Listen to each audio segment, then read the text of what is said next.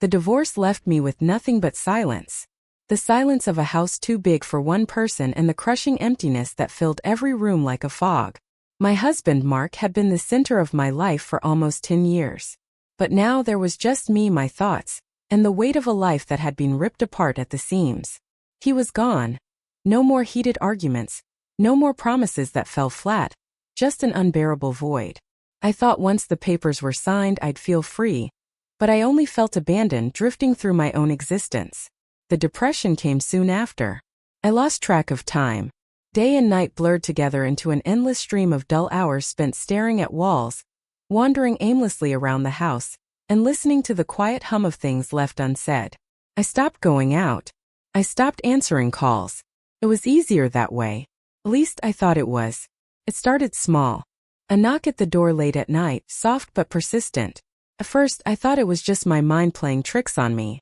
I was so used to hearing Mark's voice, his footsteps, that sometimes I could swear I still did. But when I got out of bed and crept to the front door, there was no one. Just the dark, empty street staring back at me. The first few times I convinced myself it was the house settling, a draft, something mundane and explainable. But the knocking continued every night, growing louder, closer. I began to dread the night, afraid of what it might bring. I slept with the lights on, but sleep itself was elusive. I'd wake up drenched in sweat, my heart racing as if someone or something was standing just out of sight watching. Then came the whispers. At first they were barely audible, just faint murmurs in the dead of night. I thought it might be the wind rustling through the old pipes or a neighbor's TV. But they grew louder, more insistent, filling my ears with voices I couldn't understand. They spoke in tones that were both pleading and menacing, as if begging for something I didn't know how to give. I couldn't shake the feeling that I wasn't alone in the house. I would catch glimpses of shadows moving in the corner of my eye, darting across the walls or lingering at the edges of the room. But whenever I turned to look, there was nothing there. Just the same empty rooms, the same crushing silence. I started leaving the television on for background noise, anything to drown out the sound of my own spiraling thoughts. One night, as I lay in bed staring at the ceiling, I heard it. A soft, rhythmic breathing, not my own. It was slow, deliberate, as if someone was standing right beside the bed. My breath caught in my throat, and my body went rigid with fear. I didn't want to look, didn't want to see what might be standing there. I squeezed my eyes shut, praying it was just another figment of my imagination. But the breathing didn't stop. It grew louder, more labored, until I couldn't ignore it anymore. With every ounce of courage I could muster, I opened my eyes and turned my head ever so slightly toward the side of the bed. There was no one there.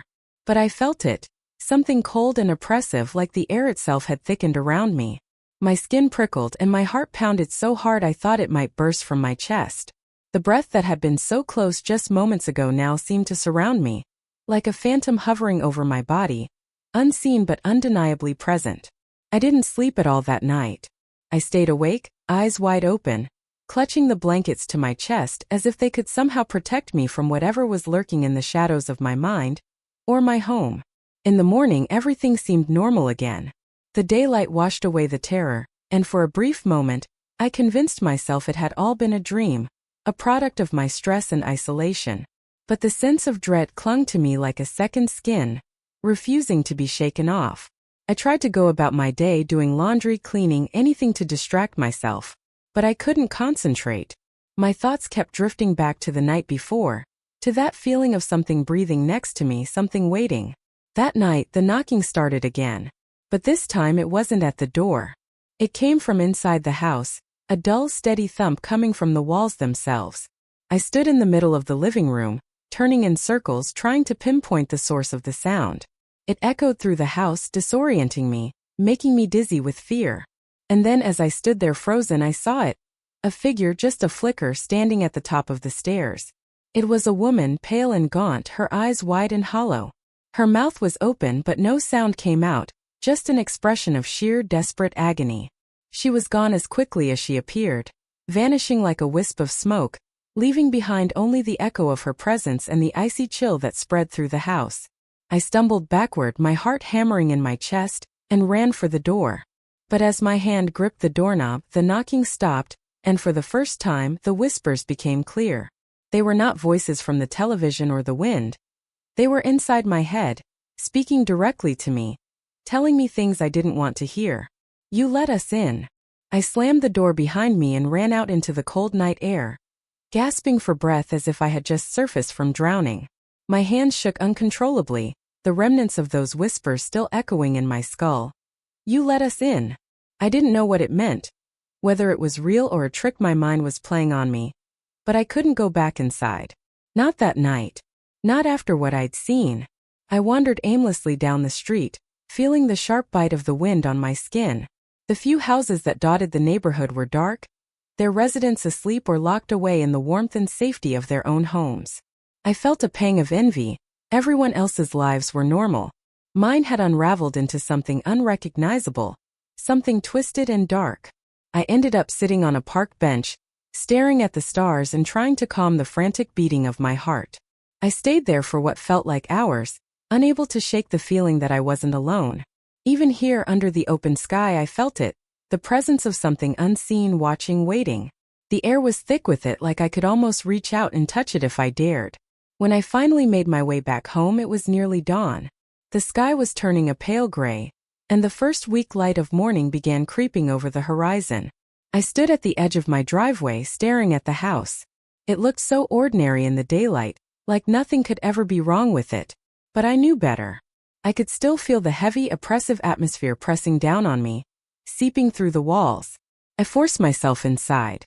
The house was quiet again, as if it had never held the terror of the previous night. But I knew it was there, lurking beneath the surface, waiting for the darkness to return. I didn't sleep at all that day. Every time I closed my eyes, I saw her. The woman at the top of the stairs, her hollow eyes, her silent scream. She was burned into my mind now, a permanent fixture in the corners of my thoughts.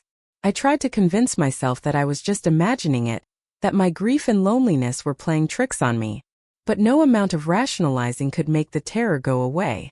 As night fell once more, my fear grew palpable, gnawing at my insides like a parasite. I tried to distract myself, turning on every light in the house and playing music loud enough to drown out the quiet. But nothing worked. The atmosphere in the house felt alive, thick with tension, as though the walls themselves were holding their breath, waiting for something to happen. At 11 p.m. the knocking started again. This time it came from the ceiling, slow and deliberate, like something was moving above me. I was sitting in the living room, frozen, clutching a blanket to my chest. The sound wasn't frantic or random. It was rhythmic, purposeful, like a heartbeat. I tried to ignore it, telling myself it was just the house settling. But the noise didn't stop. It grew louder, more insistent, like whatever was making it was growing impatient. My eyes darted to the staircase. A creeping dread began to settle in my stomach, an unshakable certainty that if I went upstairs, I'd see her again. The woman. The one whose eyes held that void of endless despair. But even as I sat there, paralyzed with fear, something else started to change. The temperature in the room dropped, and I could see my breath fogging in the air. My muscles tensed, and I gripped the blanket tighter, staring at the staircase. Then the lights flickered and went out. My breath caught in my throat as the house plunged into darkness. I could feel the cold seeping into my bones, the same oppressive weight from before pressing down on me, suffocating. The knocking stopped, replaced by a heavy, unnatural silence. For a moment I thought about leaving again, running out the front door, fleeing into the night like before. But something kept me rooted to the spot, a sense of dread that told me if I left this time, I wouldn't make it. The air in the room felt charged, electric, as though something was building, something was coming. I stood up slowly, my legs shaky, and took a hesitant step toward the staircase. The darkness pressed in around me, thick and impenetrable, but I could feel something waiting at the top. My heart pounded in my chest, and I felt like I was being drawn toward the stairs, as if some invisible force was pulling me closer, urging me to come. I took another step and then another. Each movement felt like wading through thick molasses, slow and deliberate, my feet dragging beneath me. The house seemed to close in around me, the shadows thickening, growing darker, deeper. My breathing grew shallow as I reached the bottom of the stairs, my hand trembling as I reached out to touch the banister. The moment my fingers touched the wood, I heard it, a low guttural moan coming from the top of the stairs. My blood turned to ice. I didn't want to look. I knew what I would see, but some part of me, some sick, curious part of me, needed to know. I lifted my head slowly, and there she was. The woman stood at the top of the stairs, her gaunt figure barely visible in the dim light. Her hollow eyes bored into me, and her mouth hung open in that same silent scream, her chest rising and falling with ragged breaths. But this time she wasn't alone. Behind her I could see them. Shadowy figures, dark and indistinct, moving restlessly in the gloom.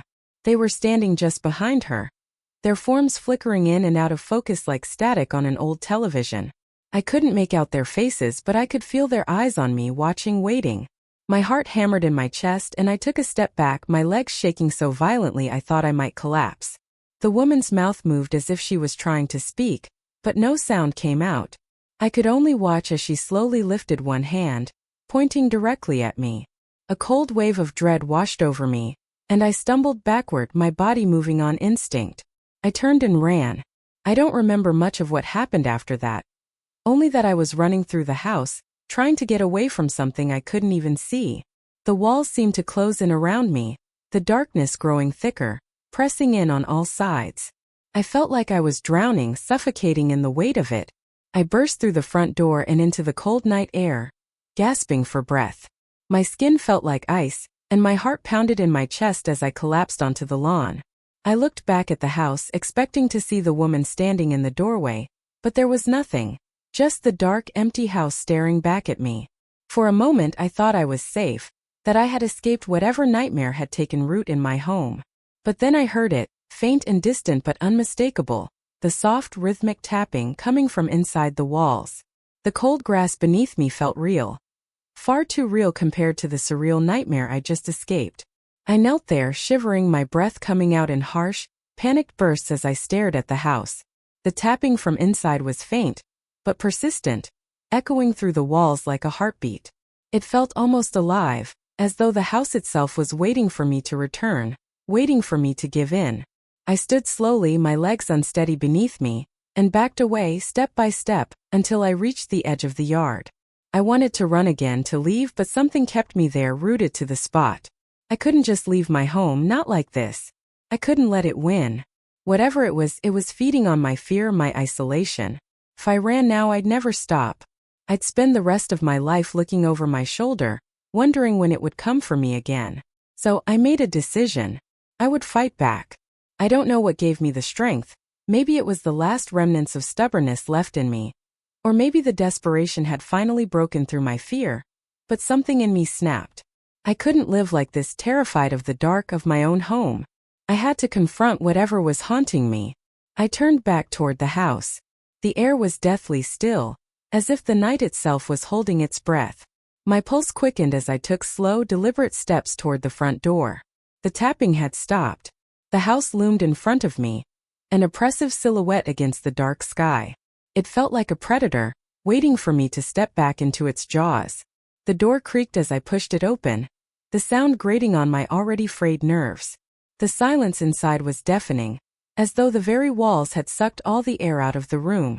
I hesitated at the threshold, my heart pounding in my ears before stepping inside. The door closed behind me with a soft click, sealing me in. For a moment I just stood there, listening, waiting. The darkness seemed to shift and breathe around me, thick and palpable. I couldn't shake the feeling that I was being watched, that dozens of eyes were fixed on me from the shadows.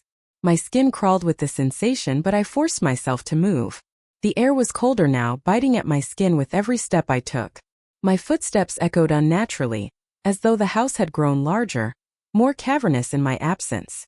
I moved cautiously, every nerve on edge, waiting for the woman to appear again, waiting for the shadows to surge forward and consume me. But the house remained eerily quiet, as though it was waiting for me to make the first move. I made my way to the kitchen, my hands trembling as I fumbled for the drawer where I kept the flashlights. My fingers finally closed around the cold metal of a heavy-duty one I had bought years ago, and I clicked it on. The beam of light cut through the darkness, revealing the familiar shapes of the room. Nothing out of place, nothing unusual. I breathed out a shaky sigh of relief.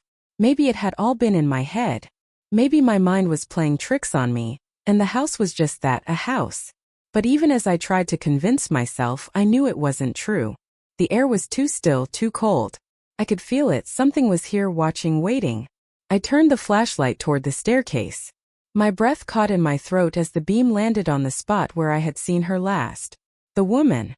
The thing. Whatever it wasn't there now, but the memory of her hollow eyes, her silent scream, lingered like a stain on my mind. I needed answers. This wasn't just some haunting or a trick of the mind. This felt deliberate, targeted. Something had invaded my home, and it wanted something from me. But what? Why me? My thoughts raced as I climbed the stairs, my flashlight sweeping the walls. I reached the top landing, where the hallway stretched out before me like a tunnel of darkness.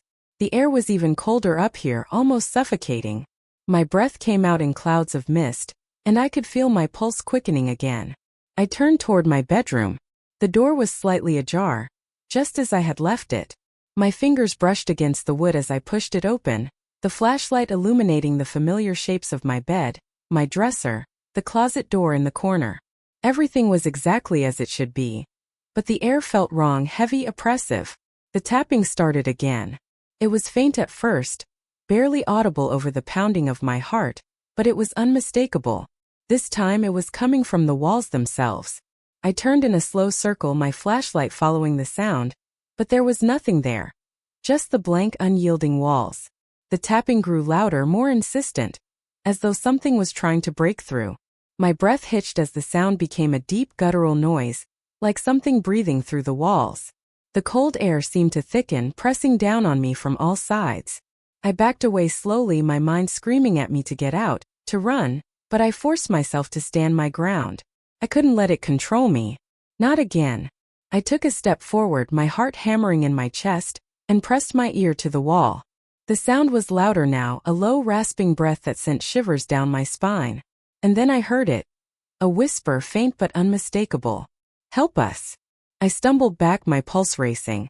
The voice wasn't like the others. It wasn't malicious or taunting. It sounded desperate, pleading.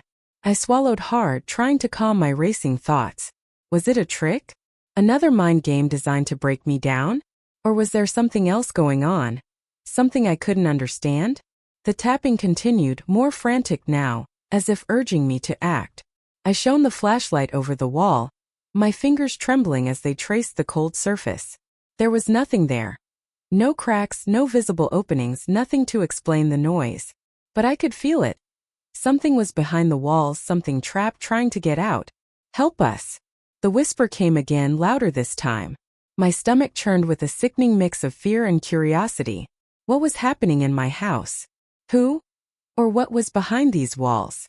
I didn't know what to do, but I couldn't just ignore it. Not now. I took a step back and without thinking slammed my fist against the wall. The sound reverberated through the room, but the tapping stopped. Silence fell over the house like a suffocating blanket, thick and heavy. For a brief, agonizing moment, everything was still. And then the wall began to move. At first it was subtle, just a faint ripple, like a wave passing through the plaster. But then it grew stronger, the surface bulging outward as though something was pushing from the other side. My breath caught in my throat, and I stumbled backward, my flashlight shaking in my hands. The wall pulsed, shuddering with an unnatural rhythm, and then it split. A thin crack appeared, running from the ceiling to the floor, widening slowly as though the house itself was being torn open. The cold air rushed out, carrying with it a foul, rotting stench that made me gag. I stumbled back, covering my mouth as the crack widened, revealing something inside. My heart raced as I shone the flashlight into the crack. The beam cut through the darkness, illuminating a narrow, hollow space behind the wall. It was cramped and suffocating, like a hidden crawl space or a forgotten void. And there, nestled in the dark, were shapes, human shapes. I gasped, stumbling back again, my heart pounding in my chest.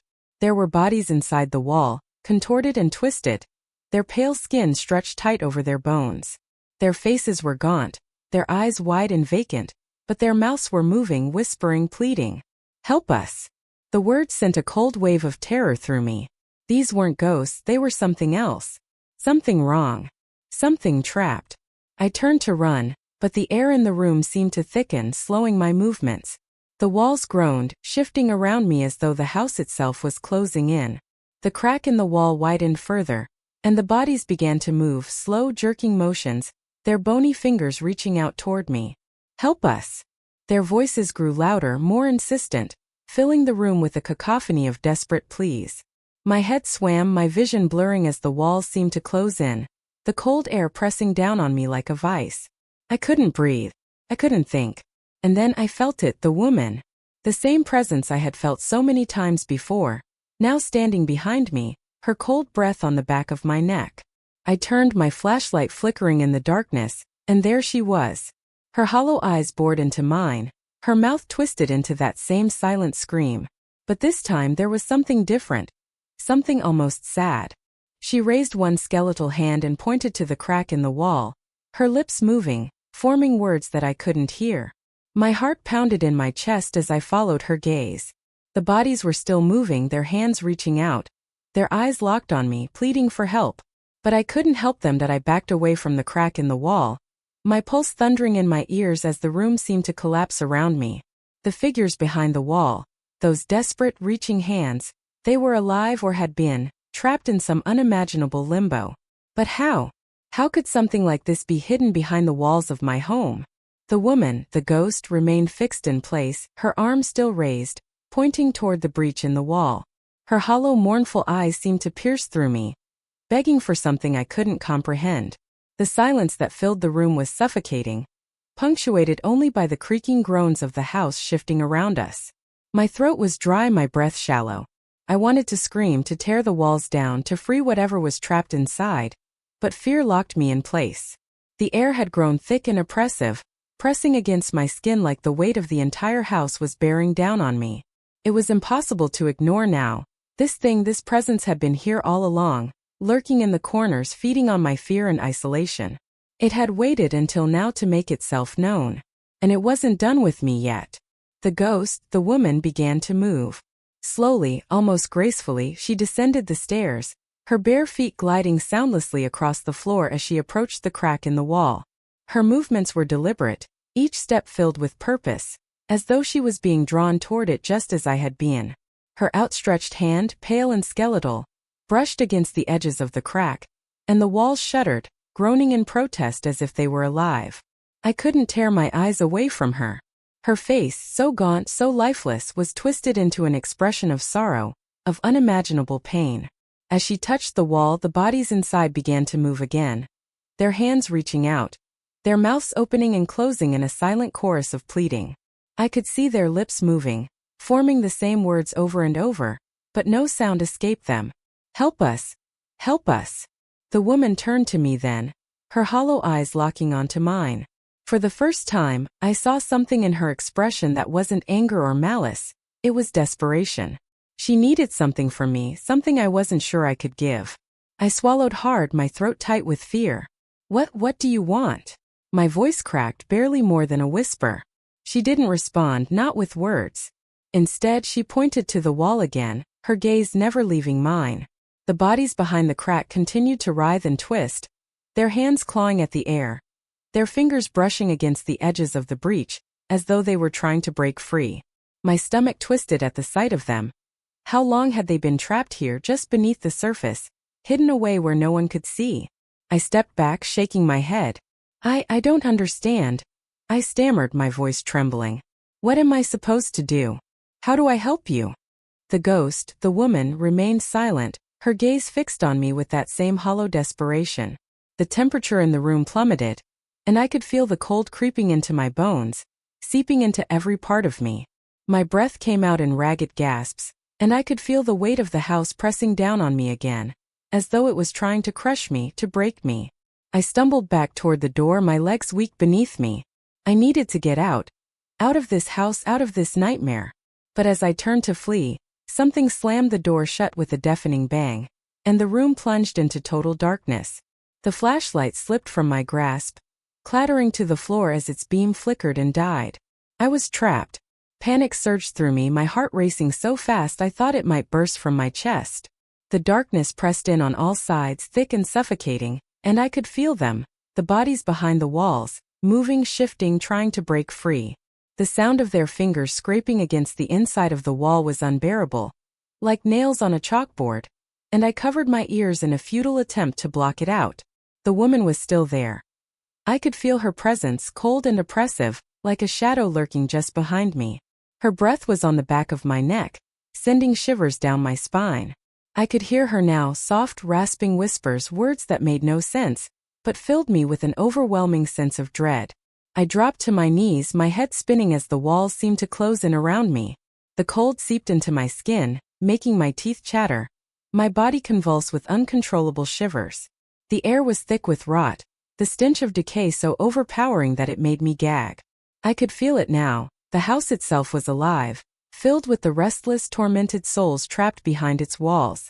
I didn't know how long I stayed like that. Hunched over on the floor, my body racked with fear.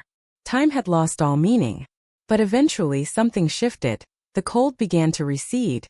The oppressive weight lifted just enough for me to move. I gasped, struggling to catch my breath, and slowly lifted my head. The room was empty. The woman, the bodies, the voices, they were gone. For a moment I thought it was over, that I had somehow survived whatever nightmare had taken root in my home. But then I heard it. A low guttural growl coming from deep within the house. I scrambled to my feet, my heart pounding in my chest as I backed toward the door. The growl grew louder, reverberating through the walls like the sound of a great beast waking from its slumber. The floor beneath me trembled, the very foundation of the house shuddering with the force of it. I had to get out. Now. I turned, wrenching the door open with trembling hands, and bolted down the hallway. The air was thick with the sound of creaking wood, groaning walls, and the low, steady growl that seemed to come from everywhere at once. It chased me through the house, growing louder and more menacing with every step I took. I reached the front door, my fingers fumbling with the lock, but the door wouldn't budge. It was as if the house itself was holding it shut, refusing to let me leave. My pulse raced and I slammed my fists against the wood in a blind panic, but it wouldn't give. I was trapped. The growl was closer now, so close I could feel it vibrating through the walls, through my skin. I turned, my back pressed against the door, my eyes wide with terror. The house was alive, pulsing, breathing, groaning as it shifted and moved around me. The walls seemed to bend and warp, stretching toward me like something was trying to break free. And then I saw them. The shadows. They rose from the floor, from the walls, coalescing into dark, writhing shapes that filled the room. They were everywhere. Moving, shifting, circling me like predators waiting to strike. My breath caught in my throat as the air grew thick with their presence, and I could feel their eyes on me, watching, waiting. I tried to scream, but no sound came out. My throat was tight, my chest heavy, as though the air itself had turned to lead. The shadows closed in, their dark, featureless forms growing larger, more defined. I could see them now, faces twisted and contorted in agony, their mouths open in silent screams. They wanted me. They wanted to take me with them. The cold surged back, enveloping me in its icy grip as the shadows pressed closer. I couldn't breathe. I couldn't think. I was drowning in the darkness, suffocating under the weight of the house and the restless souls that filled it. Just as I felt myself slipping into the void, a voice broke through the chaos. A voice I hadn't heard in years. Anna. My heart stopped. That voice, it couldn't be. I turned, my eyes wide with shock, and there, standing in the doorway, was Mark. He was exactly as I remembered him. The same messy hair, the same dark eyes that had once filled me with love and warmth. But there was something different now, something wrong. His skin was pale, almost translucent, and his eyes were empty, hollow. He took a step toward me, his hand outstretched. Anna, come with me. I stumbled back, my mind reeling. How was this possible? Mark was gone. He'd left me. He wasn't supposed to be here. But here he was, standing in front of me, his voice soft and pleading. Anna, it's time to go. The shadows swirled around him, their dark forms twisting and writhing as they reached for me. I couldn't move. I couldn't think. My legs felt like lead, my body frozen in place as Mark took another step closer. Come with me. The words echoed in my mind, filling me with a deep, gnawing dread. This wasn't Mark. It couldn't be. But the shadows, the voices, they wanted me to believe it. They wanted me to give in. No, I whispered, shaking my head. You're not real. Mark's face twisted into something dark, something monstrous. Mark's face twisted into something grotesque, his eyes sinking deeper into their sockets, hollow pits of darkness. His once gentle features contorted into a cruel, unnatural grin, and his outstretched hand no longer seemed inviting. It was skeletal, rotting fingers blackened with decay. The shadows behind him pulsed and writhed, their silent screams becoming a deafening roar in my mind. "Come with me, Anna," the thing wearing Mark's face repeated, its voice no longer soft, but a low, rasping growl that sent chills down my spine. "No," I whispered again, backing away, but there was nowhere to go. The front door was sealed tight behind me, and the shadows pressed in on all sides, their cold, suffocating presence growing stronger with each passing second. I could feel their hands, icy, invisible, brushing against my skin, tugging at me, pulling me toward them. The figure that had once been Mark took another step forward, its twisted smile widening. "You let us in, Anna. It's too late to leave now." I wanted to scream, but the air was thick with rot, choking me, suffocating me. My mind was spinning, panic clawing at my insides. I had to get out. I had to escape. But how? There was no way out. The house had trapped me, sealed me inside with these things. The walls groaned, shifting around me, and I could feel the house tightening its grip, the cold pressing in on all sides. My vision blurred, my pulse racing. I was going to die here. This house, this thing was going to consume me. But then through the darkness I heard it again. "Help us." The voices. The ones I had heard behind the walls. They were still there, faint but persistent, cutting through the chaos like a lifeline. I wasn't alone. Whatever was trapped in this house, it needed me as much as I needed it. I forced myself to focus, to push through the overwhelming fear that had taken hold of me. I had to find them, the voices, the people behind the walls. They knew something. They had to. I stumbled forward, toward the crack in the wall that had opened earlier.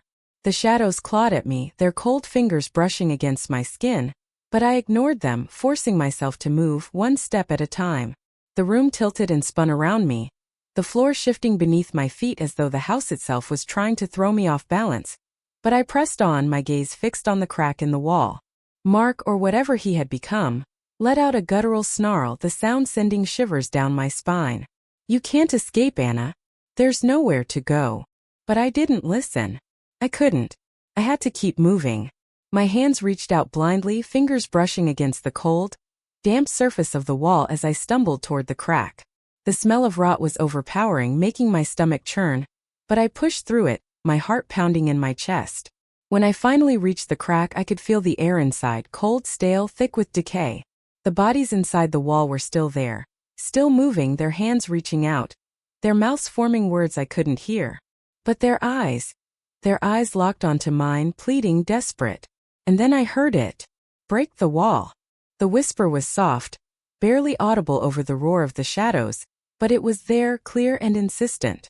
"Break the wall." It echoed in my mind, a command I couldn't ignore. I didn't know what would happen if I did, but I had no other choice. I grabbed the nearest object I could find, a heavy lamp from the floor, and raised it above my head. The shadows screamed in protest, their voices shrill and piercing, but I didn't stop. I brought the lamp down hard against the wall, and the plaster cracked, splintering under the force of the blow. Dust and debris rained down around me, and the house groaned as if it was in pain. "Break it!" The voices urged again, louder this time. I swung the lamp again, harder, and the crack in the wall widened. The bodies behind it surged forward, their hands reaching through the opening, grasping at the air. The shadows swirled around me, furious, lashing out with renewed force, but I didn't stop. I swung the lamp again and again, the wall crumbling beneath the force of my blows. With one final swing, the wall gave way entirely, collapsing inward with a deafening crash. A cold gust of air rushed out, and I stumbled back, coughing as dust filled the room. When the dust finally settled, I could see them, the figures behind the wall.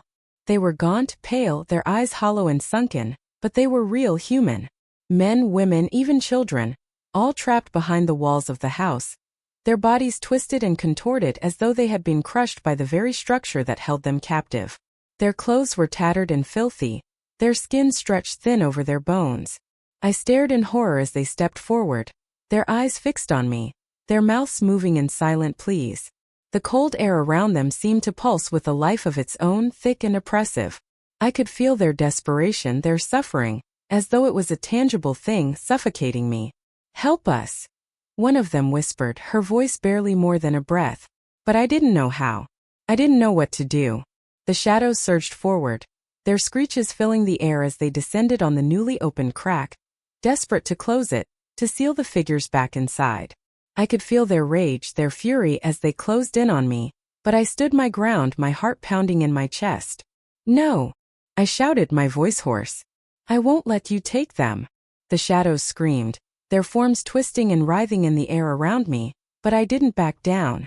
I didn't know how I could stop them, but I wouldn't let them win. Not now. And then from the depths of the crack I saw it. A faint flickering light like a candle flame in the darkness. It was small at first, barely visible, but it grew brighter with every passing second, illuminating the faces of the trapped souls around me. The shadows recoiled from the light, their screeches growing louder, more desperate, as they tried to smother it. But the light wouldn't be extinguished. It flared brighter, filling the room with a warm golden glow that cut through the suffocating darkness. I could feel its warmth, its life, and it gave me strength. The shadows screamed in agony, their forms dissolving into the air as the light consumed them. And then, just as suddenly as it had begun, the light vanished, leaving only silence in its wake. I stood there, trembling, my breath coming in shallow gasps as I stared at the crack in the wall. The figures, the souls that had been trapped, were gone. The house was still. The oppressive weight that had pressed down on me for so long finally lifted. It was over. Or so I thought. As I turned to leave, something caught my eye, movement in the corner of the room. I froze, my heart skipping a beat as I slowly turned back. There in the shadows stood the woman. She was no longer gaunt or hollow-eyed. She was whole, her features soft and kind, her eyes filled with something that looked almost like gratitude. She didn't speak, but she smiled, a sad, wistful smile that sent a chill down my spine. She raised one hand as if in farewell, and then just like that, she was gone.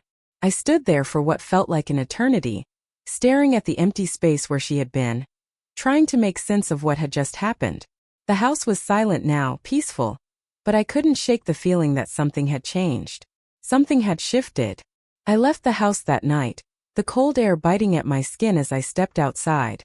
The sky was just starting to lighten with the first hints of dawn, and for the first time in what felt like forever, I felt free. But as I walked down the street, leaving the house behind me, I couldn't help but glance back. The windows were dark, the house still, but I knew deep down that it wasn't truly over. I had let them in, and now I wasn't sure I'd ever be able to let them go. The days that followed were a blur. I tried to return to some semblance of normalcy, but the events of that night haunted me. The house was quiet now, no more tapping, no more whispers, but the memories lingered, gnawing at the edges of my mind. I couldn't sleep. Every time I closed my eyes, I saw them.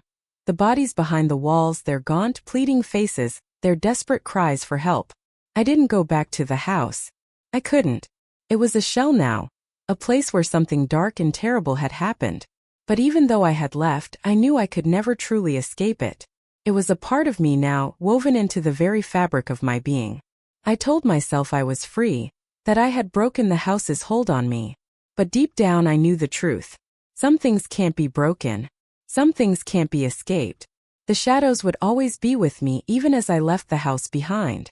I tried to move forward, to bury myself in mundane routines, but the memories clung to me, festering in the darkest corners of my mind. The house, its presence, was never truly gone. I could feel it even miles away, its heavy breath still creeping through my veins like a sickness I couldn't shake. Weeks passed, and I tried to convince myself that the worst was over, that I could reclaim my life. But deep down I knew I was lying to myself. The smallest things would trigger a surge of fear.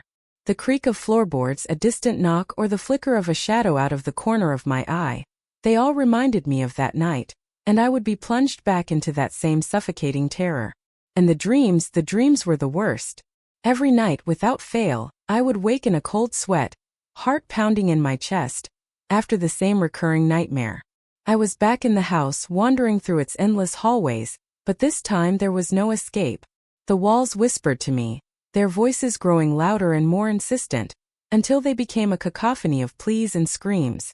The shadows would rise up, swallowing me whole, suffocating me, until I woke up gasping for breath, drenched in fear. I stopped sleeping after a while. I couldn't bear to face the nightmares. I couldn't bear to close my eyes and be pulled back into that place. But the lack of sleep only made things worse. The line between reality and the nightmare world began to blur. I started seeing them during the day, those same figures, gaunt and hollow-eyed, lingering at the edges of my vision. Always watching, always waiting. I would see them in the reflections of windows, in the shadows cast by streetlights, in the dark corners of every room. I was losing my mind. I could feel it slipping bit by bit like sand slipping through my fingers. I didn't know how to stop it.